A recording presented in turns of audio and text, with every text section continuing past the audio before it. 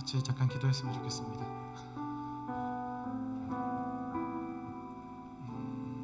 이제 새해가 시작되고 이제 각자 아마 계획들이 다 있을 거예요. 올해 내가 어떤 것들을 이루고 싶다, 어떤 것들을 해내고 싶다라는 목표를 이제 새해가 되면 하나씩 이제 마련하기 항상 그렇게 정해왔던 것 같은데 우리 신앙생활에 있어서의 목표도 하나씩 정하셨으면 좋겠어요. 내가 올해는 교사로 잘 섬기겠습니다. 혹은 내가 올해는 리더로 잘 섬기겠습니다. 이런 것들이 우리 안에 하나님의 일을 감당해내기 위한 목표가 22년도에는 하나씩 있으셨으면 좋겠습니다. 그리고 그것들을 위해서 잘 1년 동안 갈고 닦아 나갈 수 있는 우리들이 됐으면 좋겠습니다. 우리 한 해를 위해서 잠깐 기도했으면 좋겠습니다. 올 한 해 하나님께 잘 드려지는 한 해가 되게 하시고 그냥 아무 일 없던 것처럼 흘러가는 그냥 시간이 되는 것이 아니라 이 한 해를 통해서 나에게 맡겨진 영혼들과 나와 우리 공동체가 하나님께 온전히 드려지는 예배자로 바로 설 수 있도록 해달라고 우리 올해를 위해서 우리 목표를 위해서 같이 짧게 기도하는 시간 가지도록 하겠습니다. 같이 기도합시다.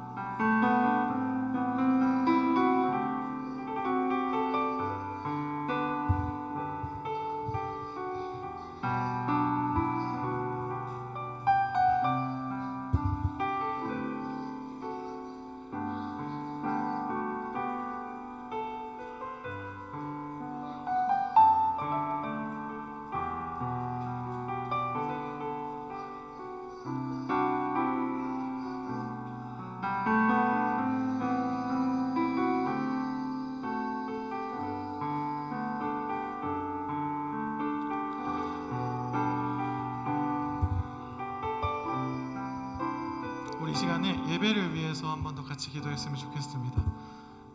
우리 시간이 그냥 앉아서 그냥 지나가는 시간이 아니라 온전히 하나님께 드려지고 하나님의 말씀을 경험하고 하나님의 사랑을 경험하는 시간 되게 해달라고 기도하셨으면 좋겠고요. 그리고 우리 공동체 안에 예배 드리지 못하는 자들을 위해서 기도했으면 좋겠습니다. 예배 나올 수 없는 상황 가운데 있거나 예배 나오기 어려운 마음을 가지고 있는 사람들을 위해서 우리 특별히 생각나는 사람이 있다면 그 사람의 이름을 불러가며 함께 기도했으면 좋겠습니다. 우리 공동체가 함께 예배하게 하시고 함께 은혜 받게 하시고 함께 하나님을 높이는 공동체가 되게 해달라고 우리 같이 기도하도록 하겠습니다. 기도합시다.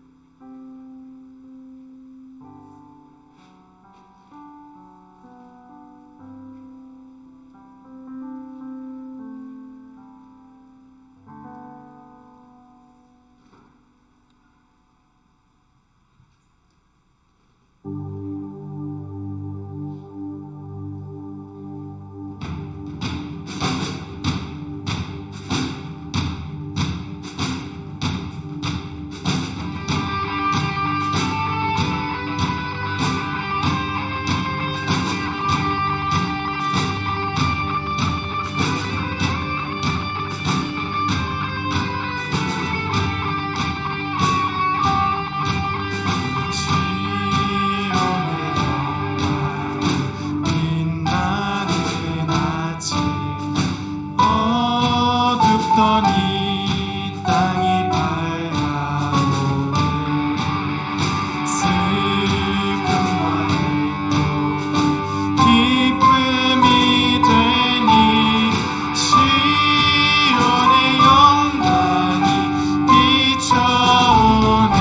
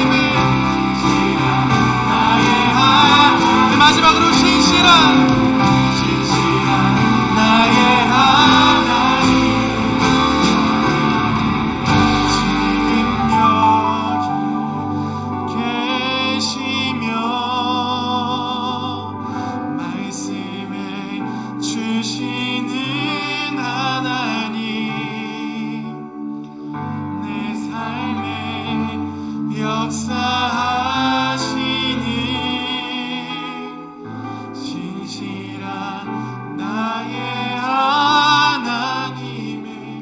찬양해.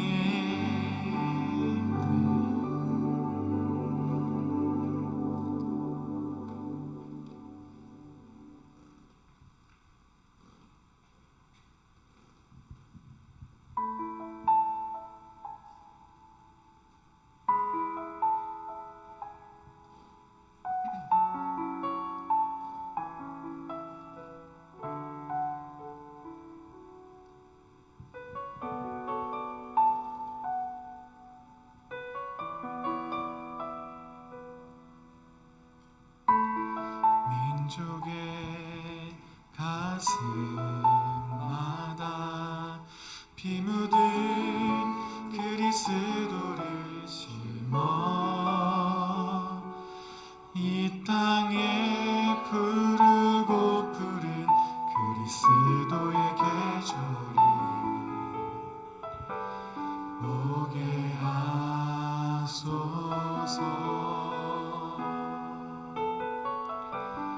오게 하소서.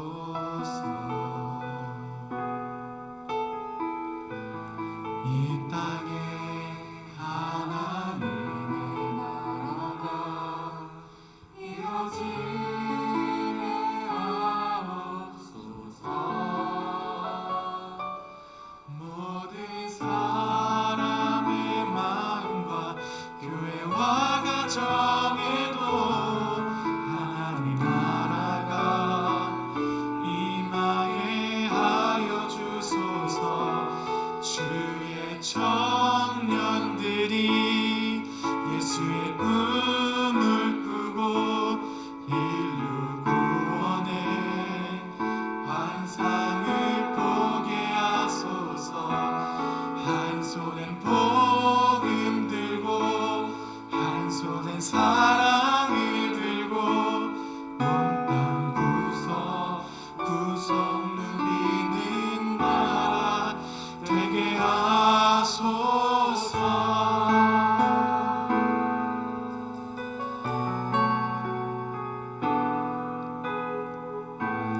이 땅에 하나님의 나라가 이루어지게 하옵소서.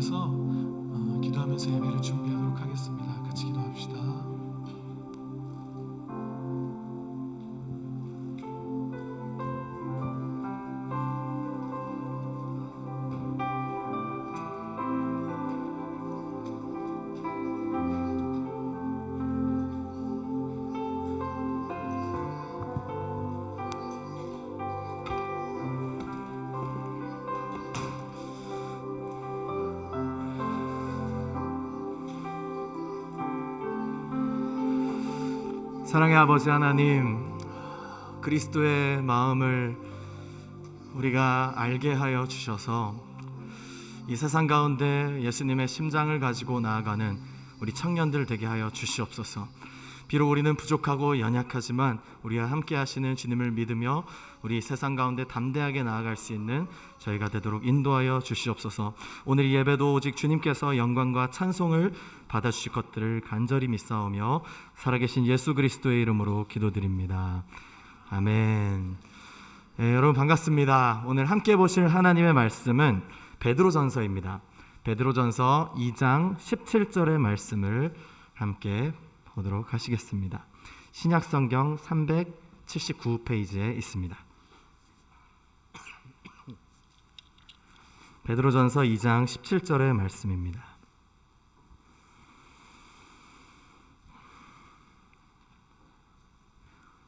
네, 다 찾으셨으면 우리 한 목소리로, 짧은 한 구절의 말씀이니까요, 한 목소리로 함께 읽어보도록 하겠습니다. 시작. 묻 사람을 공경하며 형제를 사랑하며 하나님을 두려워하며 왕을 존대하라. 우리 한 번만 더 같이 읽어보겠습니다. 시작. 묻 사람 하나님을 두려워하며 왕을 존대하라. 아멘.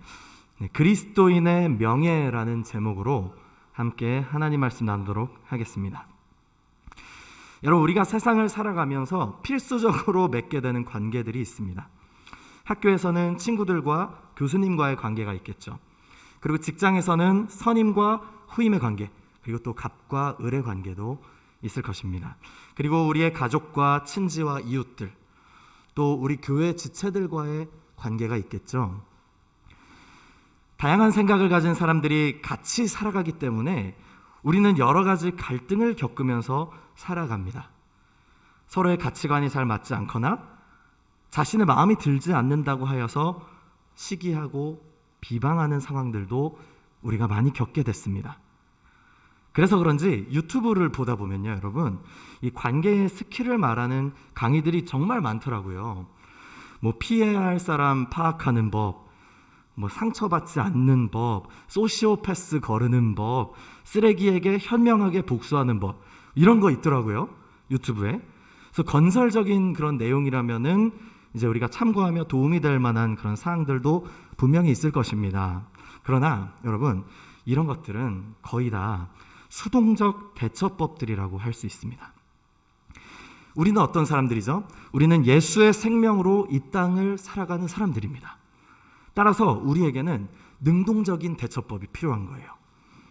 세상과는 다른 방법과 다른 방법으로 살아가기를 갈망하는 것이죠. 그래서 오늘 우리가 접근하고자 하는 것은 그런 여러 가지의 우리의 삶의 갈등 속에서 성경 말씀은 우리가 어떻게 행동하기를 요청하는가입니다. 오늘 우리가 읽은 베드로전서는 회람서신이라고 불립니다. 이 회람서신이 뭐냐면요, 돌려 읽는 편지라는 거예요. 그러니까 이 교회에서 읽고 옆에 교회에 또 그거 옮겨줘서 거기서 또 읽고, 그거 다 읽었으면 또 옮겨서 다른 교회에서 또 읽고, 이런 게 이제 회람서신으로 불렸습니다. 본도, 갈라디아, 갑바도기아, 아시아와 비두니아에 흩어져 있는 교회들에게 돌려보게끔 그렇게 보내진 서신이었습니다. 이곳은 오늘날의 터키 지역에 해당하는데요, 이곳은 당시 그리스 로마 문화의 영향을 받은 지역이었죠. 로마의 통치를 받은 지역이었습니다. 그곳에서 고난받은 성도들을 위해서 이 믿음의 자녀들을 향해서 쓰여진 서신이 바로 베드로전서였어요. 그러면 무슨 고난에 관한 것이었을까요? 기독교인들을 노골적으로 싫어했었던 유대인들의 핍박이 있었고요. 그리고 로마인들의 그런 어떤 나태한 생활에 동참하지 않는 그런 기독교인들에 대한 비웃음이 있었습니다. 또 이방인들은 어땠죠? 이방인들은 우상 숭배를 따르지 않았던 기독교인들을 그들의 생활 반경에서 배척해버리는 그런 핍박이 있었습니다. 여러분, 우리가 세상을 살아가며 겪게 되는 고난이 있습니다. 그리스도인으로서 중심을 지켜가는 사람들에게 오는 그런 고난이 있어요. 세속적 가치를 따르지 않고 성경적 가치를 따르고자 하는 자들에게 오는 그런 차별적 조롱을 받기도 합니다. 또 그냥 이유 없이 기독교인이라는 것만으로 나를 싫어하는 그런 선임들을 만나게 되기도 해요. 지금 같은 코로나 상황에 여러분 어떠세요? 너 교회 갔다 왔냐고 월요일마다 물어보는 그런 선임이 있지 않으십니까, 여러분? 회사 직장 다니시는 분들, 너 어제 교회 갔다 왔냐? 월요일마다 물어보는 그런 선임이 있습니다. 여러분, 기독교인은 그래도 비교적 정직하고 착하게 사니까 사람들이 좋아하지 않을까? 천만의 말씀입니다. 세상은 우리를 별로 좋아하지 않습니다. 물론 이제 교회를 다닌다고 하면서 불신자보다 더 악한 그런 교인들을 말하는 게 아니에요. 그들은 말할 것도 없고 정말 진실하고 정직한 크리스천들도 세상이 그다지 좋아하지 않는다는 것입니다. 우리를 환영하지 않습니다. 이거를 우리가 알고 가야 됩니다. 왜 그럴까요? 세상의 입장에서는 우리가 이질적인 겁니다. 그래서 싫어하는 거예요. 어둠에 속해 있는 자기들의 동네에 그 관례를 따르지 않는 사람들인 겁니다. 요한복음 15장에서도 예수님께서 이렇게 말씀하셨죠. 한번 화면에 구절이 있을까요? 제가 읽어보겠습니다. 세상이 너희를 미워하면 너희보다 먼저 나를 미워한 줄을 알라. 너희가 세상에 속하였으면 세상이 자기의 것을 사랑할 것이나 너희는 세상에 속한 자가 아니요 도리어 내가 너희를 세상에서 택하였기 때문에 세상이 너희를 미워하느니라. 예수님도 이렇게 말씀하셨어요. 여기가 바로 우리가 사는 세상입니다. 우리는 어두움 가운데에 빛으로 택함을 받은 사람들이죠. 그래서 세상 사람들은 우리를 부담스러워하고 환영하지 않는 것입니다. 그렇다고 우리가 실망할 것도 없는 것이 이곳은 우리의 본향도 아닙니다. 그렇기 때문에 베드로는 이 서신의 서두에 나그네에게 보내는 편지라는 수식어를 붙이고 있습니다. 이곳에서 살아가는 그리스도인들을 나그네라고 말하는 것인데요. 나그네는 뭐 하는 사람일까요? 국어사전의 정의로 제가 한번 찾아봤는데 이렇게 표현하고 있습니다. 자기 고장을 떠나서 다른 곳에 잠시 머물거나 떠도는 사람으로 정의합니다. 그러니까 본국이 아니라 타국에 거주하는 사람들을 나그네라고 부른다는 겁니다. 타국에서 그곳의 법을 따라 살기는 하지만 시민권은 본향에 속해 있는 것이죠. 이것이 바로 우리 그리스도인들의 정체성이라고 할 수 있는 겁니다. 이 땅에 발을 디디며 우리가 살아가고 있으나 시민권은 하늘에 속한 나그네. 바로 우리가 그런 사람들이죠. 오늘 예배에 오신 여러분들은 대부분 학교를 다니시거나 아니면 직장 중에 있는 청년들이 많이 계실 겁니다.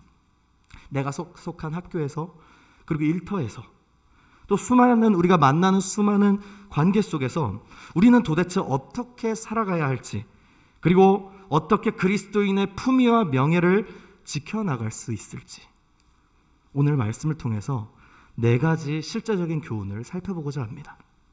첫째로 묻 사람을 공경하라입니다. 공경하라라고 쓰인 이 단어가 원어적인 의미로 내 부모를 공경하라, 이 10계명에서 쓰인 그런 의미거든요. 부모를 공경하는 것은 어떤 거예요? 그분들을 가볍게 여기지 말라는 거예요.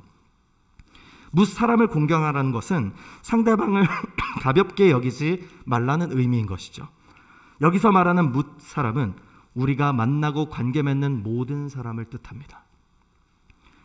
그들을 존중하라는 뜻을 가지고 있는 것입니다. 로마서 12장에서 이렇게 기록하고 있는데요. 함께 읽어보겠습니다. 시작. 너희를 박해하는 자를 축복하라. 축복하고 저주하지 말라. 그리고 17절입니다. 17절로 한번 넘겨주세요. 네, 읽어보겠습니다. 시작. 아무에게도 악을 악으로 갚지 말고 모든 사람 앞에서 선한 일을 도모하라. 18절 시작. 할 수 있거든 너희로서는 모든 사람과 더불어 화목하라. 어떠세요, 여러분? 마음이 답답해지지 않으십니까? 어떻게 나를 박해하는 자를 축복하고 화목할 수 있을까요? 여러분 학창 시절을 한번 되돌아보세요. 나를 왕따 시키던 그 친구가 용서가 되십니까? 직장에서는 어떠십니까? 온갖 비방과 권모술수와 이간질을 쓰는 그 상사, 상식적으로 이해가 안 가는 그 사람에게 속 시원하게 복수를 해도 모자랄 판에 그를 위해서 축복하라뇨. 나에게 그렇게나 상처를 준 그 인간을 용서할 수 있습니까? 그럼 구약 성경에서도 이와 똑같은 기분을 느꼈던 인물이 있었습니다. 바로 하박국 선지자입니다. 아수르를 정복한 신흥 강대국이었던 이 바벨론 제국에 의해서 유다 민족이 막 유린을 당하고 고통하고 호소하고 있을 그때에 하박국 선지자가 활동했습니다. 이때가 어떤 때였냐면은 내 민족, 내 사랑하는 내 가족들, 내 백성들이 다 죽어나가는 때였어요. 하나님을 사랑하고 정의롭게 통치하였던 요시야 왕이 이방인들의 손에 전사하고 율법은 무너지고 불법이 성행하는 이 기가 막힌 상황을 하나님 도대체 보고 계십니까? 당신의 백성들이 바벨론에게 고통을 호소하는데 하나님 살아계시는 건 맞습니까? 하나님이 살아계시다면 어떻게 저런 악이 득세할 수 있습니까? 왜 그들을 가만두지 않으시는 겁니까? 도저히 이해가 안 됐던 것이죠. 내가 생각하기에 하나님은 정의로우신 분이신데 어떻게 이러실 수가 있는가? 이렇게 호소하고 있는 것입니다. 여러분 생각해 봅시다. 왜 속임수를 쓰는 그들이 더 잘 되는 것 같을까요? 왜 정직하게 정도를 지키며 사는 나는 잘 안 되는 것이죠? 나도 비겁한 방법을 써야 합니까?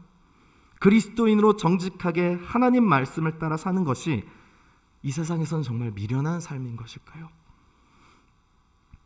그런데요, 그렇게 호소하며 기도하던 하박국 선지자가 하나님이 주시는 놀라운 한 가지 진리를 깨닫게 됩니다. 지금은 비록 악인이 득세하는 것처럼 보인다 할지라도, 공의로운 심판이 더디다고 느껴질지라도 결국 끝내 악인은 심판을 당할 것이라는 사실과 의인은 오직 믿음으로 말미암아 살리라는 이 놀라운 진리를 깨닫습니다. 이것을 깨달은 그는 이제 자신이 처한 이 상황과 환경, 이 현실과 이 비참한 모든 상황까지도 다 하나님의 공의에 맡겨드립니다. 그래서 하박국은 이 3장 17절에서 이렇게 끝을 맺고 있어요. 함께 읽어보겠습니다. 시작. 비록 무화과 나무가 무성하지 못하며 포도나무에 열매가 없으며 감람나무에 소출이 없으며 밭에 먹을 것이 없으며 우리의 양이 없으며 외양간에 소가 없을지라도 나는 여호와로 말미암아 즐거워하며 나의 구원으로 기뻐하리로다. 우리 무화과 나뭇잎이, 이 찬송 여러분 많이 들어보셨죠? 이 말씀이 이 말씀을 가지고 만든 찬송입니다. 여러분 비록 나는 기가 막힌 형편과 억울한 현실 가운데 처해 있지만, 상황과 환경은 조금도 변할 기미가 보이지 않지만 나는 반드시 역사하실 구원의 하나님으로 말미암아 기뻐하겠습니다. 이 고백을 선포하고 있는 거예요. 왜 분한 마음이 없겠습니까? 왜 혈기가 없었겠습니까? 하고 싶은 말 속 시원하게 복수할 방법들을 왜 생각하지 못했겠습니까? 그러나 그것까지도 공의로우신 하나님의 손에 맡겨드리는 것이죠. 그래서 그리스도인으로 사는 것은 우리의 본성을 거스르는 일입니다. 결코 쉽지 않겠죠. 우리의 본성과 하나님의 법이, 그 말씀의 법이 충돌하며 싸움이 벌어집니다. 우리 안에서 엄청나게 이 싸움이 벌어져요. 마치 전쟁터와 같습니다. 우리의 힘으로는 절대 할 수 없다는 점을 우리가 깨닫게 됩니다. 그래서 성령 하나님의 도우심이 필요한 거예요. 그래서 우리가 기도해야 되는 겁니다. 우리의 마음을 새롭게 하여 주시길, 나는 도대체 해결할 수 없으니 주님께서 나를 도우시고 함께 해주시길 기도해야 되는 것입니다. 붙잡아 주시길 기도해야 하는 것이죠. 그렇게 할 때 성령 하나님께서 어떻게 일하실까요?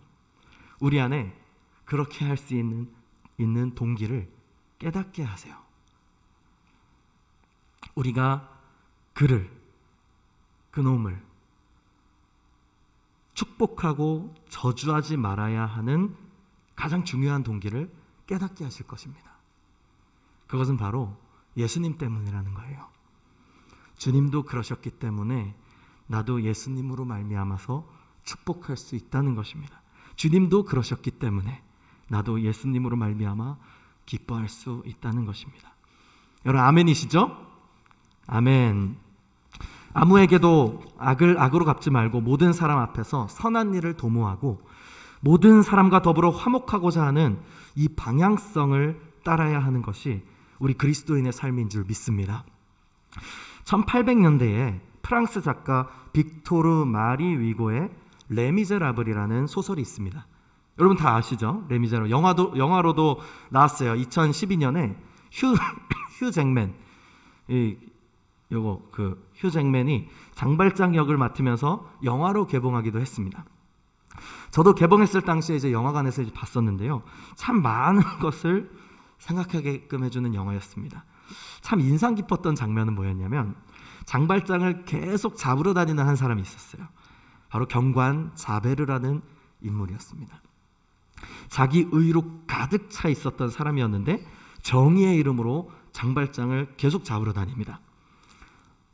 이 장발장은 자신의 죄를 회개하고 감옥에서 죄값을 다 치르고 새로운 삶을 살아가기로 힘쓰고 있음에도 불구하고 그를 계속 괴롭히면서 갈등을 유발하는 거예요. 하지만 장발장은 어떻게 했을까요? 그와 똑같이 대응하지 않았습니다. 이미 자신이 큰 용서를 받았던 심각한 죄인이었던 사실을 깨달았기 때문에 감히 누군가를 정죄할 수 없는 사람이라는 그 인식을 평생 가지고 살아갑니다. 자신을 계속해서 성찰하면서 자베르를 피해서 도망가는 거예요. 이 영화에서 장발장이 자신의 본성과 싸우는 그런 어떤 하나님의 은혜를 갈망하며 계속 싸우는 그런 모습들이 막 나와요. 이겨내기를 간구하는 기도의 장면들이 나오는데 이제 뮤지컬이다 보니까 노래로 표현을 했죠. 주님 나를 이렇게 하면서 뮤지컬이니까 노래로 막 표현을 많이 했습니다. 결국 장발장이 어떤 선택을 하냐면 자신은 손해를 보게 될지라도 하나님이 기뻐하시는 삶을 선택하는 모습을 보여줍니다.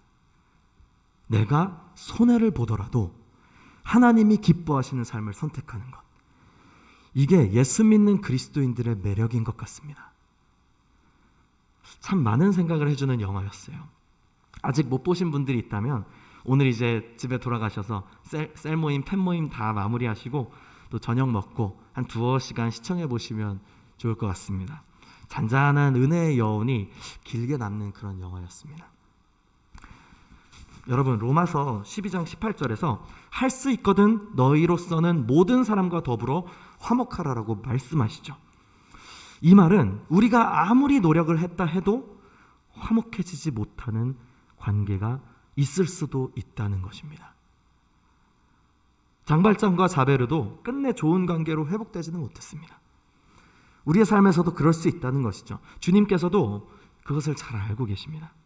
그래서 이 부분은 하나님께 전적으로 맡겨드려야 돼요.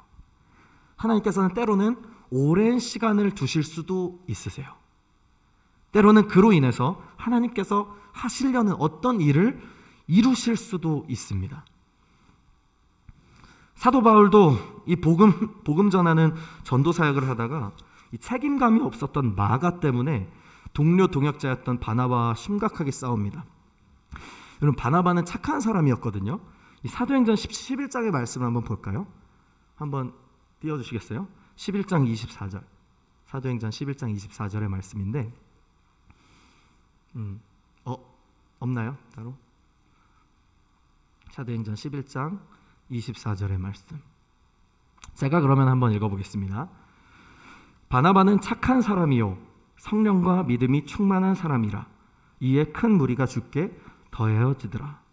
바울은 지금 착한 사람과 싸운 거예요. 바울은 어떻게 여러분 착한 사람과 싸울 수 있었을지 그가 얼마나 복음에 미친 사람이었을지 가늠이 됩니다. 결국 마가를 용납하지 않고 바나바와 절교해버리는 장면이 사도행전 15장 39절의 말씀에 이제 나타납니다. 그렇게 절교한 후에 각자의 영역에서 사역을 감당하며 오랜 시간이 흐르게 되죠. 아마도 바울의 마음에는 늘 마가가 그 마음에 걸렸던 것 같아요. 그의 말년에 로마 감옥에서 마지막 서신인 디모데후서에서 디모데에게 요청하길 디모데야 내가 올 때 마가를 데리고 와주기를 요청합니다. 그가 보고 싶었던 거죠. 오랜 시간이 걸렸습니다. 이처럼 어떠한 경우엔 하나님이 시간을 오래 두게 하시기도 하신다는 것입니다. 그렇기 때문에 우리에게는 기본적인 이 방향성이 중요합니다.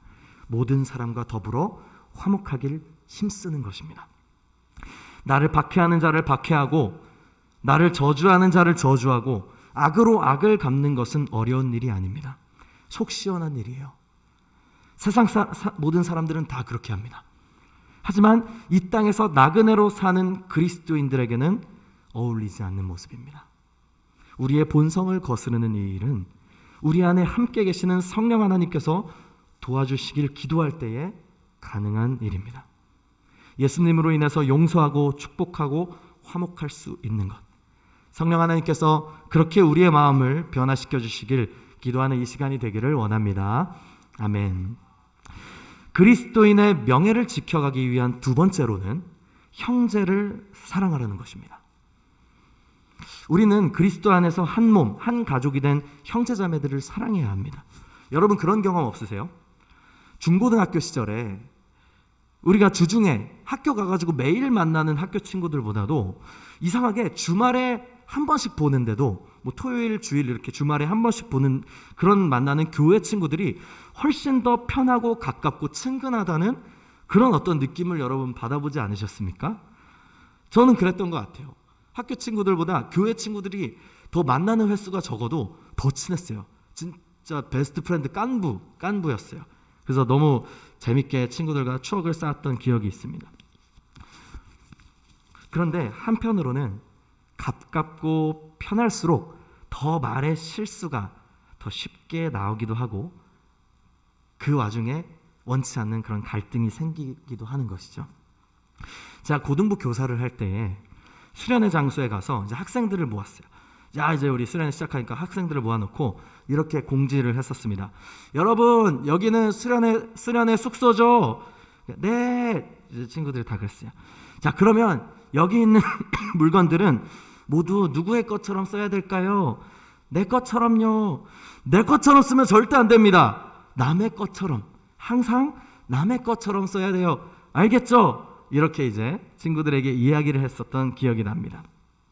여러분, 우리는 익숙함 속에 소중함을 잊어버리는 경우가 너무 많아요. 그래서 익숙함에 함부로 대하다가 소원해진 관계들도 분명히 이 자리에서도 여러분 있을 것입니다. 그래서 바울도 로마서 12장에서 말씀하기로 이렇게 말씀하고 있어요. 로마서 12장 4절에서 5절 그리고 10절 제가 읽어보겠습니다. 우리가 한 몸에 많은 지체를 가졌으나 모든 지체가 같은 기능을 가진 것이 아니니 이와 같이 우리 많은 사람이 그리스도 안에서 한 몸이 되어 서로 지체가 되었느니라. 그리고 10절입니다. 형제를 사랑하여 서로 우애하고 존경하기를 서로 먼저 하라. 서로 먼저 하라. 존경하기를. 이렇게 말했습니다. 그래서 우리가 가까울수록 더 아껴주고 더 존중하고 존경하며 대해주기를 바랍니다. 혹시라도 내가 서운하게 했던 형제 자매가 여러분 생각나시거든 오늘 예배 후에 한번 연락드려보세요. 코로나 시국이지만 식사나 한번 하자. 사랑한다. 이렇게 내가 먼저 마음을 열고 다가가면서 주님의 몸된 공동체를 더욱더 아름답게 세워가는 우리 청년 여러분들 되시기를 축복합니다. 네, 자, 세 번째입니다. 여러분은 하나님을 두려워하십니까? 아니면 무서워하십니까? 우리는 성경에서 이런 표현들을 접할 때 사실 원어적 의미로 우리가 살펴보는 것이 좋은데 다음 본문에서 살펴보고자 합니다. 하나님을 두려워한다는 것이 무엇인지 예수님께서 바다와 풍랑을 잠잠하게 하신 사건에 잘 나타나 있습니다. 마가복음의 말씀인데요. 한번 띄워주시면 여러분 글을 한번 눈으로 봐주시고 말씀을 제가 읽어보겠습니다.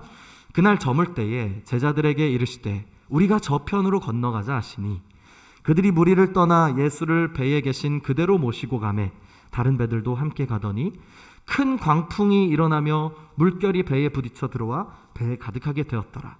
예수께서는 고물에서 베개를 베고 주무시더니 제자들이 깨우며 이르되 선생님이여 우리가 죽게 된 것을 돌보지 아니하시나이까 하니 예수께서 깨어 바람을 꾸짖으시며 바다더러 이르시되 잠잠하라 고요하라 하시니 바람이 그치고 아주 잔잔하여지더라. 이에 제자들에게 이르시되 어찌하여 이렇게 무서워하느냐 너희가 어찌 믿음이 없느냐 하시니 그들이 심히 두려워하여 서로 말하되 그가 누구이기에 바람과 바다도 순종하는가 하였더라. 아멘. 제자들은 바람과 파도를 보면서 무서워했는데 그것들을 다스리시며 잠잠케 하신 예수님을 보면서는 두려워했다고 기록합니다. 제자들이 40절에 파도를 보며 무서워하다와 41절에 예수님을 보며 두려워하다에 쓰인 원어의 단어가 다릅니다. 우리 지난 시간에 우리 윤 목사님께서 두려워함에 대해서 명쾌하게 설명해 주셨었죠. 하나님을 두려워한다는 뜻은 무서워하면서 막 벌벌 떠는 그런 게 아니라 하나님을 경외한다는 의미입니다. 경외한다는 것은 하나님의 주권과 그 영광을 인정하는 자가 가지는 거룩한 두려움이에요. 경건한 공경심을 말하는 것입니다. 그런 마음을 가진 사람들의 태도는 어떨까요?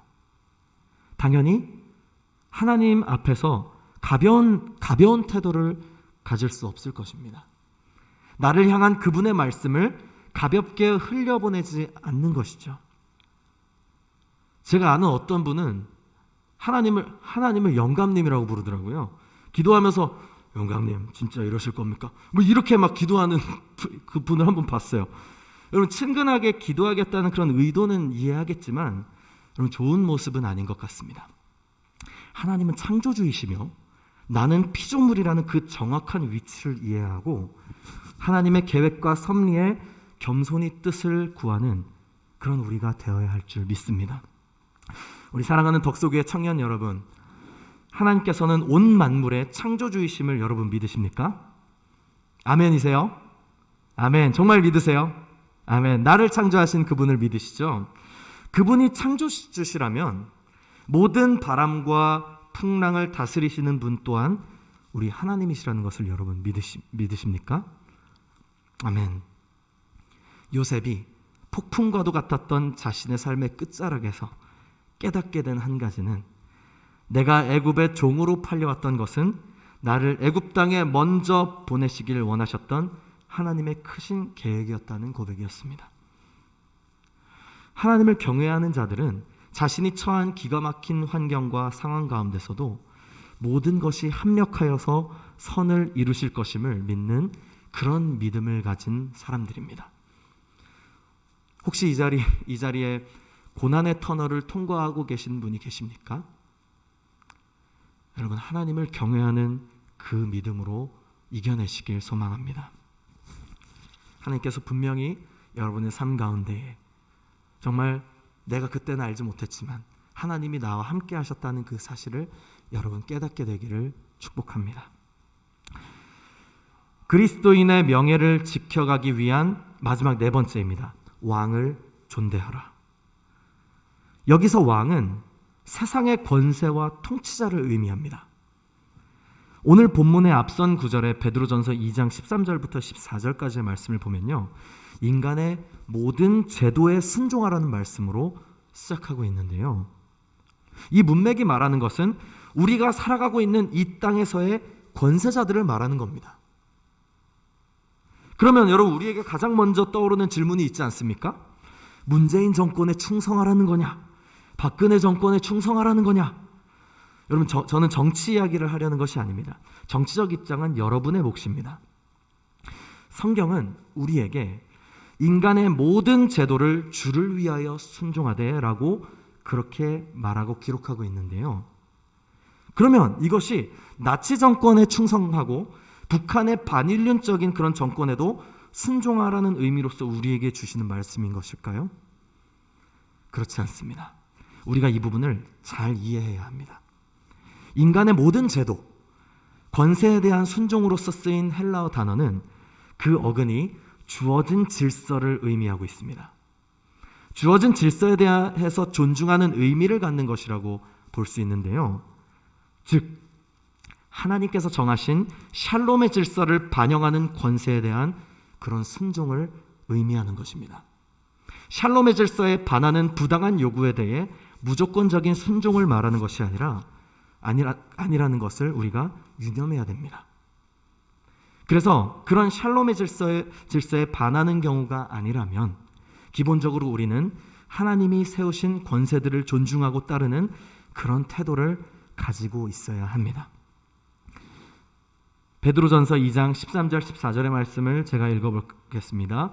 인간의 모든 제도를 주를 위하여 순종하되 혹은 위에 있는 왕이나 혹은 그가 악행하는 자를 징벌하고 선행하는 자를 포상하기 위하여 보낸 총독에게 하라. 아멘.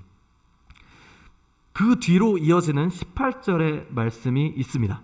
사환들에게 주는 말씀인데요. 여러분, 사환들은 당시에 어떤 사람이었냐면 이 관청이나 개인의 집에 고용되어서 일하는 사람들이었습니다. 오늘날로 치면 여러분 사원들아 아닐까요?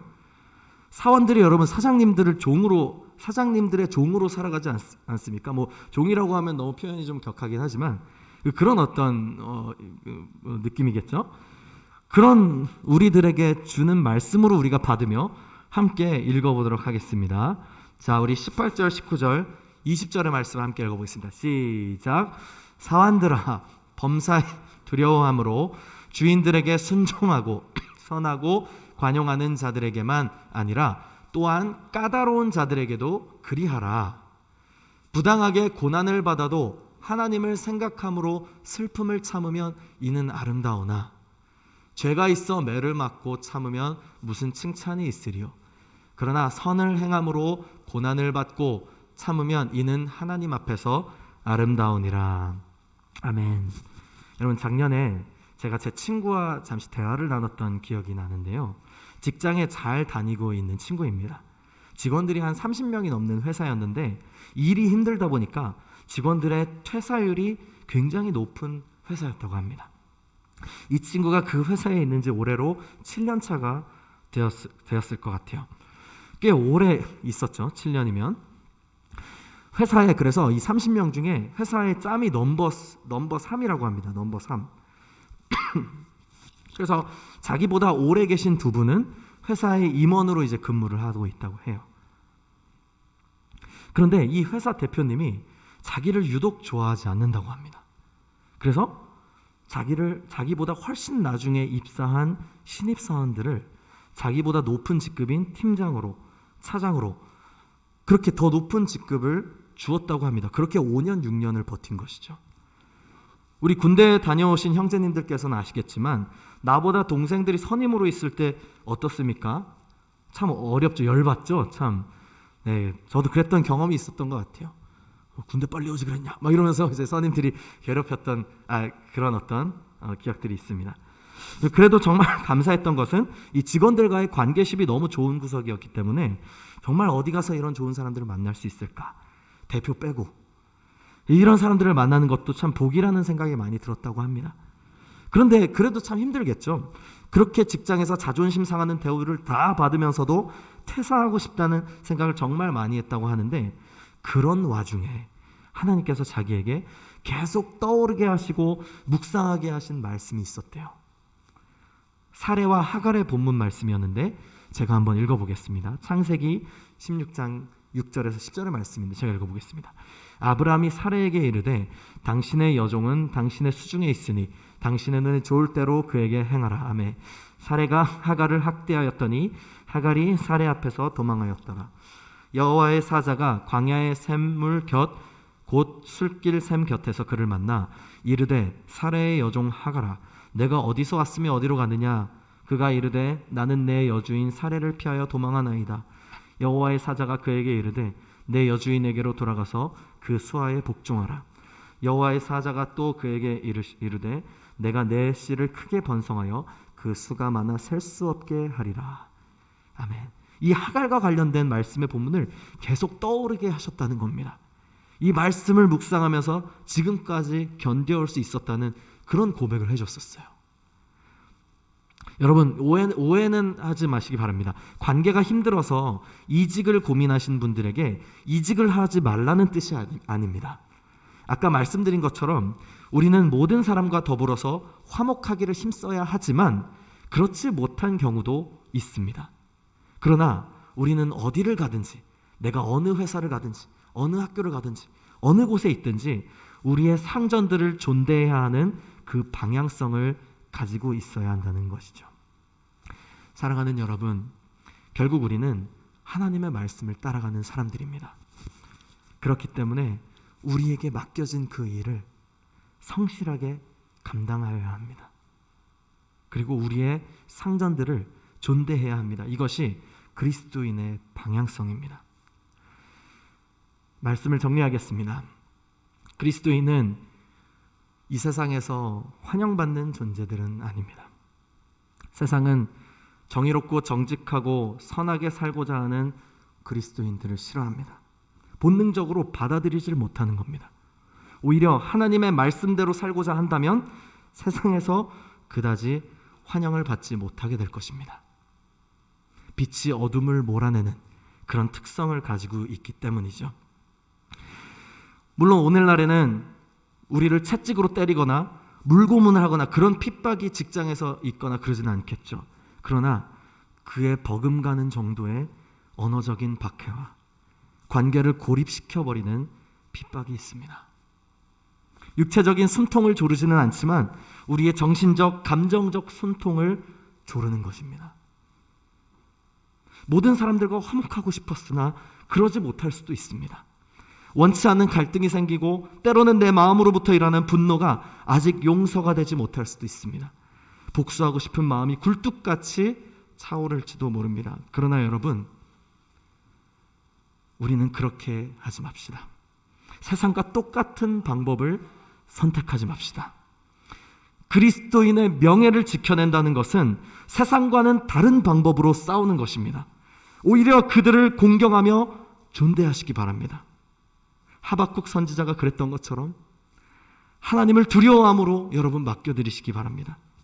그리고 우리를 한 몸으로 묶어주신 이곳에 있는 형제 자매들에게 그들을 더욱 사랑하며 서로를 더욱 사랑하며 서로에게 기도해달라고, 서로를 위해서 기도해 주세요.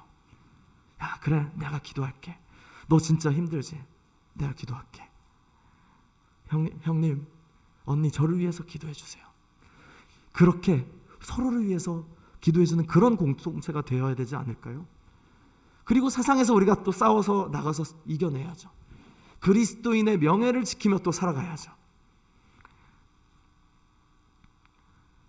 이것이 그리스도인의 특권이며 그리스도인으로서의 명예를 지켜내는 것이고 하나님 아버지의 영광을 드러내는 것임을 우리 기억하시길 바랍니다. 마지막으로 우리들에게 주시는 로마서의 말씀을 함께 읽어보며 기도하기를 원합니다. 함께 로마서 마지막으로 같이 읽어보겠습니다. 12장 19절에서 21절입니다. 함께 읽어보겠습니다. 시작. 내 사랑하는 자들아, 너희가 친히 원수를 갚지 말고 하나님의 진노하심에 맡기라. 기록되었으되 원수 갚는 것이 내게 있으니 내가 갚으리라고 주께서 말씀하시니라. 내 원수가 줄이거든 먹이고 목마르거든 마시게 하라. 그리함으로 내가 숯불을 그 머리에 쌓아 놓으라. 21절입니다. 시작. 악에게 지지 말고 선으로 악을 이기라. 아멘. 날마다 우리의 방향성을 재점검하며 여러분, 악에게 지지 말고 선으로 악을 이기는 그런 통쾌한 승리를 넉넉히 거두시는 우리 모든 주님의 청년들 되시기를 소망합니다. 우리 함께 찬양할까요? 우리 아까 불렀던 그 그리스도의 계절 함께 찬양했으면 좋겠습니다. 우리 찬양팀에서 같이 그리스도의 계절 같이 찬양 불러주셨는데 그 곡 같이 불렀으면 좋겠습니다. 민족의 가슴마다.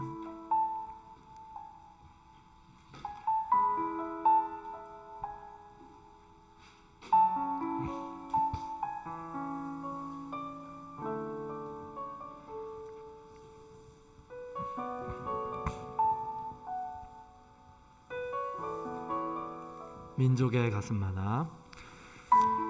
민족의 가슴마다 피 묻은 그리스도를 심어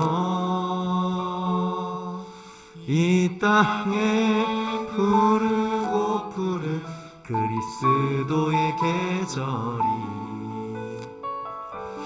오게 하소서.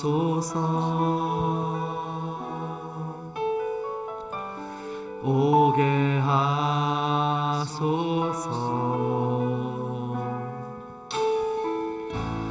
이 땅에 하나님의 나라가 이루어지게 하옵소서. 모든 사람의 마음과 교회와 가정에도 하나님 나라가 임하게 하여 주소서. 주의 청년들이 예수의 꿈을 꾸고 이룬 구원의 환상을 보게 하소서. 한 손에 몸을 들고 한 손에 사랑을 들고 온 땅 구석구석 누비는 나라 되게 하소서. 우리 함께 한 가지 기도하길 원합니다. 여러분에게 가장 힘든 그 상황이 언제인가요? 누가 여러분을 가장 힘들게 합니까? 이제 여러분은 그들에게 어떻게 행동하시겠습니까? 우리의 본성을 거스르고 성령께서 이끄시는 삶을 살아가기를 소망했으면 좋겠어요. 그래서 우리 함께 기도할 때 이렇게 기도합시다. 주님 저를 도와주세요. 제 혼자의 힘으로는 도저히 이겨낼 수가 없습니다. 주님, 성령님께서 나와 함께 하시고 주님께서 나를 붙들어 주셔야지 아버지 내가 또 내일을 살아가고 오늘을 살아갈 수 있습니다. 주님 나를 붙들어 주세요. 나와 함께 해주세요. 우리 이렇게 주님께 간절히 도움을 구하며 성령 하나님 함께하여 달라고 간절히 기도하는 시간 갖길 원합니다. 기도하겠습니다.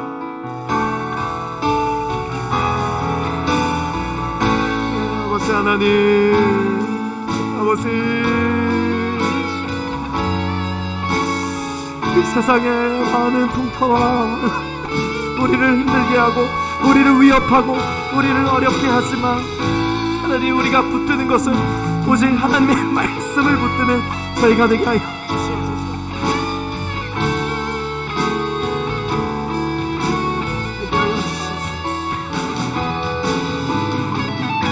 더욱더 사랑하는 마음으로 나아가는 저희가 되기를 소망하오니